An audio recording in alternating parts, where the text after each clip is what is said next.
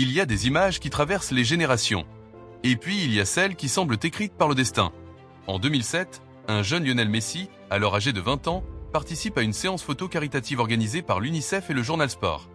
Dans une petite baignoire en plastique, il tient délicatement un bébé de quelques mois dans ses bras. Ce bébé s'appelle Lamine Yamal. 19 ans plus tard, cette photo mythique, surnommée aujourd'hui le bain des dieux, prend une dimension totalement folle. Car Lionel Messi et Lamine Yamal vont se retrouver face à face en finale de la Coupe du Monde 2026. Une histoire que personne n'aurait osé écrire tant elle paraît irréelle. Depuis plusieurs années, cette photographie est devenue virale sur les réseaux sociaux. Beaucoup y voyaient une simple coïncidence. D'autres parlaient déjà d'une transmission symbolique entre le plus grand joueur de sa génération et celui qui semblait destiné à prendre sa relève. Aujourd'hui, cette image n'est plus seulement une curiosité. Elle est devenue l'un des symboles les plus puissants de cette Coupe du Monde. D'un côté, Lionel Messi, champion du monde, multiple ballon d'or, légende vivante du football. Malgré les années, l'Argentin continue de faire ce qu'il sait faire mieux que personne, décider du sort des grands rendez-vous. Beaucoup pensaient que cette Coupe du Monde serait simplement une dernière danse. Finalement, elle est devenue une nouvelle démonstration de son génie. Match après match, Messi a guidé l'Argentine avec son intelligence, sa vision du jeu et sa capacité à répondre présent lorsque la pression est maximale. De l'autre côté, Lamine Yamal. À seulement 18 ans, le prodige espagnol n'est plus considéré comme une simple promesse. Il est désormais l'un des leaders techniques de la Rora. Sa vitesse, son aisance balle au pied, sa créativité et son sang-froid impressionnent toute la planète football. Chaque rencontre confirme qu'il appartient déjà au cercle très fermé des meilleurs joueurs du monde.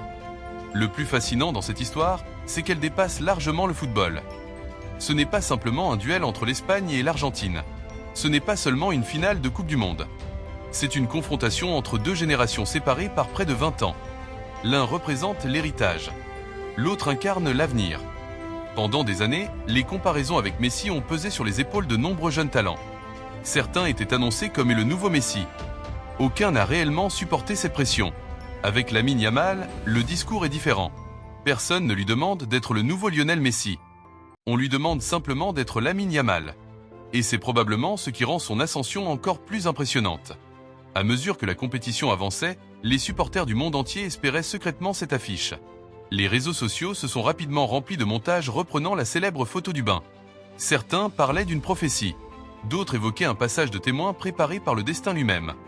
Et lorsque l'Espagne puis l'Argentine ont validé leur qualification pour la finale, cette image est redevenue virale en quelques minutes.